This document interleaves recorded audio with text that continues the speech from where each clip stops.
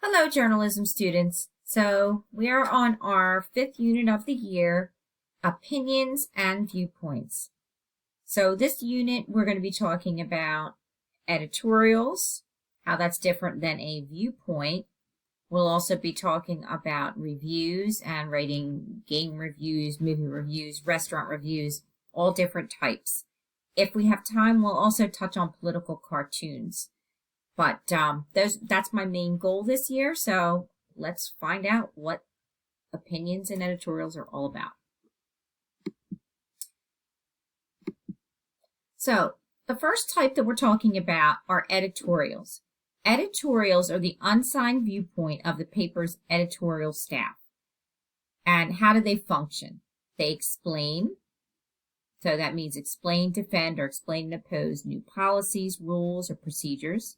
They persuade, they answer questions, and they give warnings. They can also criticize actions of peers, staff, or administration. They can entertain.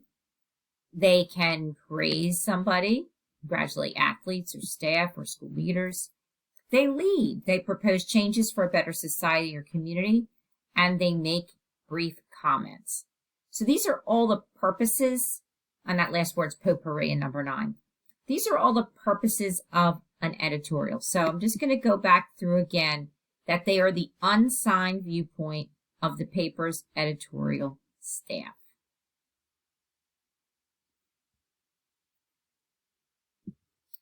So this is the page for NJcom. These are the most recent opinions, and you'll notice it will tell you who the writer is. So this one's a letter to the editor, so there is a person who wrote into the editor. This one says Star Ledger guest columnist. This one says Star Ledger guest columnist, but as you scroll down the page, you'll suddenly see South Jersey Times editorial board. So basically, it's a group of the editors that work for the newspaper, and they've all come to a consensus, so there is no one author on the editorial.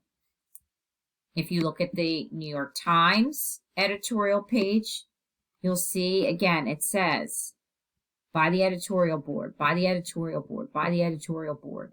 And then another paper, the Philadelphia Inquirer, you can go to their editorial section. And you'll notice there's other things. There are comments, cartoons, but in their editorial section, it will say the editorial board. And again, here's the list of what they do. Okay, so you're going to be writing opinions, and newspapers have, they sit down as a staff and they decide how are they going to write an editorial. So they brainstorm as a staff and decide what are the most important topics to the community. And then the editors and advisors select the topics. They keep their audience again in mind. It should be about your area, and they may ask others' opinions about sensitive topics.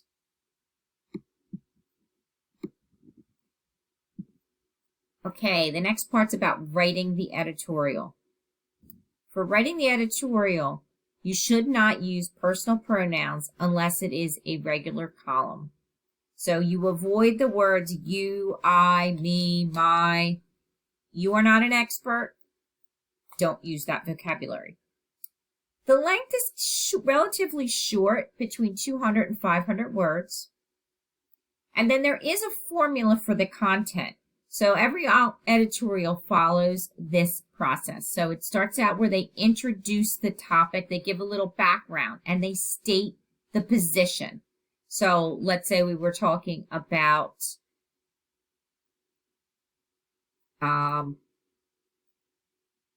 drug use in school and random drug testing. The first thing that would be done is we would state, what Kingsway does as far as random drug testing. So we would introduce the topic, when did it come into effect, and then clearly state we are against this position, or the editorial board is against random drug testing, or they favor random drug testing is a good way to go. So, and then we're going to set the reader up to receive your opinion. So what do you expect the reader to learn or know by the end? You'll then give details. Details are kind of like reasons, but you're not writing a full, essay where you give like this reason is a paragraph, this reason's a paragraph, this reason's a paragraph. Your reasons are going to be 2 to 3 sentences at the most. And then you'll have a conclusion with the lasting statement. So I'm going to go through one editorial with you to kind of let you see what it looks like. So this is an editorial from the Philadelphia Inquirer from this past week. U.S. won't get behind common sense gun laws, but in reality, that's only the first step. And it says editorial. And notice again, there's not an author. Right? And it starts off listing all of these people and then says, you've probably heard their names and stories in news recently, the victims of the anti-Asian hate massacre in Metro Atlanta and the mass shooting in Boulder, Colorado. Here are the names you probably haven't heard. It goes on and it gives a list. So after a lot of background, here's the position of the staff. Gun violence was the norm before the pandemic, and it has only escalated. Whether it will stay this norm is up to leaders in the city, state, and federal government. So this is what then they're going to talk about in the article.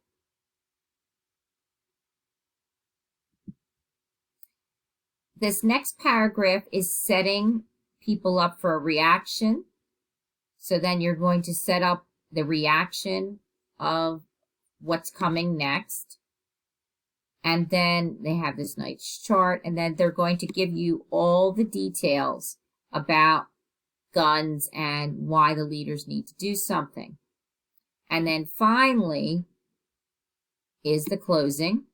Again, notice they're short paragraphs. Here's the closing. This is the editorial board's opinion. It is time for the post-mass shooting debate to move on. First, by enacting gun control. Second, by designing, implementing, and evaluating solutions to gun violence with the same rigor, investment, and speed that ultimately delivered that coronavirus vaccine. So again, if you go through that, here are the steps again of the editorial. They had the introduction where they stated the position, then they set the audience up for a reaction. They gave details, and then they closed with a lasting statement. And that's how an editorial functions. Okay, so again, here are the functions. That particular editorial was trying to persuade, kind of give a warning. It was also explaining. But editorials can also criticize. Again, they entertain, they praise. So if a city did something well, they could be praising the policy or praising the athletes. They could be praising a sports team. They lead. So I guess that editorial you just saw was also leading. They were proposing some changes. And again, it can be a potpourri. They make brief comments. And I'll be showing you some examples of these things as the week goes on. Okay, in the next video, we'll discuss viewpoints. Viewpoints are written pretty much in the same way as editorials, but just keep in mind, again, editorials are not signed. It's a position the entire staff of the newspaper takes, whereas viewpoints will be more personal, and there are many different types. So good luck.